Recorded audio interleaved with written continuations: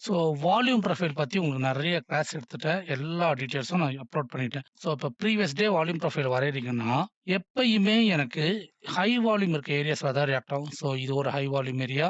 இதுவும் எனக்கு high volume area. கரெக்ட்டா? ஸோ எனக்கு மார்க்கெட் இங்க ரியாக்ட் ஆகி தான் நான் இங்க எக்ஸாக்ட்டா என்ட்ரி எடுத்தேன்னு நான் சொல்ல வரல. ஸோ எனக்கு மேபி இங்க இருந்தும் எனக்கு ரியாக்ஷன் குடுத்துருக்கலாம்.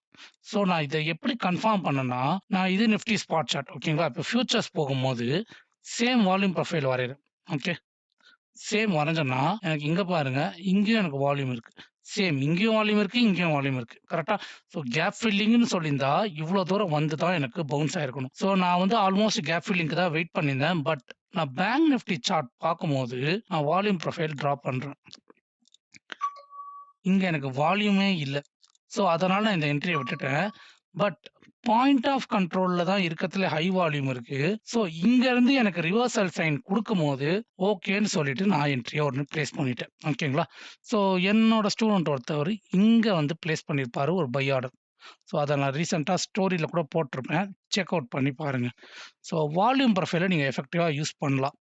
ஸோ அத எப்போ கரெக்ட்டா யூஸ் பண்ணணும்னு கத்துக்கோங்க. ரொம்ப ஈஸி தான் வால்யூம் ப்ரொஃபைல். ஸோ இப்ப நெக்ஸ்ட் டேன்னு பார்த்தீங்கன்னா, இப்ப நான் வால்யூம் ப்ரொஃபைல் டிரா பண்றேன். இப்ப பார்த்தீங்கன்னா, எனக்கு மோர் வால்யூம் இங்க தான் இருக்கு. ஸோ இங்க ஏதாச்சும் ரிஜெக்ஷனோ இல்ல சப்போர்ட்டோ ஆக்ட் ஆச்சுன்னா நான் பைக்கு யோசிப்பேன். இதுவே நான் இப்ப நிஃப்டி பார்க்கும்போது, இங்க பாருங்க நான் வால்யூம் ப்ரொஃபைல் டிரா பண்ணேன்னா, ஆல்மோஸ்ட் எல்லா இடத்துலயும் வால்யூம் இருக்கு. தெரியுதா? இந்த ஒரே இடத்துல தான் ஹையா இருக்கு. பட் எல்லா இடத்துலயும் எனக்கு ஈக்குவலா வால்யூம் டிஸ்ட்ரிபியூட் ஆயிடுச்சு. ஸோ மார்க்கெட் இந்த ரேஞ்சுக்குள்ள வந்துச்சுன்னா பை பண்ண மாட்டேன். அதே மாரி ஒரு சப்போர்ட் எவிடன்ஸ்க்கு ஃபியூச்சர்ஸையும் பார்க்குறேன். ஸோ இப்ப நான் ஃபியூச்சர்ஸ் பார்த்துட்டு நான் டிரா பண்ணேன்னு வச்சுக்கோங்களேன். ஸோ இப்ப எனக்கு இங்க எல்லா இடத்துலயும் வால்யூம் காட்டுது. ஸோ இப்ப நான் வந்து இங்க எக்ஸிக்யூட் பண்ணணும்னா, எனக்கு பேங்க் நிஃப்டியும் ப்ரொபோர்ஷனலா சப்போர்ட் பண்ணுச்சுன்னா, நான் வந்து ஒரு பையோ, செல்லோ யோசிப்பேன்.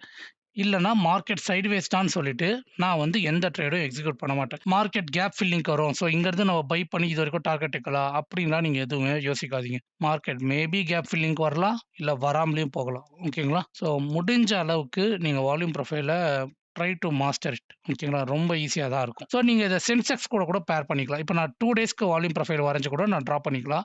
இப்ப நான் 2 டேஸ்க்கு வரையேன்னா, இங்க பாருங்க. ஸ்டில் நான் இதெல்லாம் டெலீட் பண்ணிடுறேன். நான் 2 டேஸ்க்கு டிரா பண்ணும்போது, ஸ்டில் எனக்கு வந்து பாயிண்ட் ஆஃப் கண்ட்ரோல் இந்த ஏரியால தான் இருக்கு.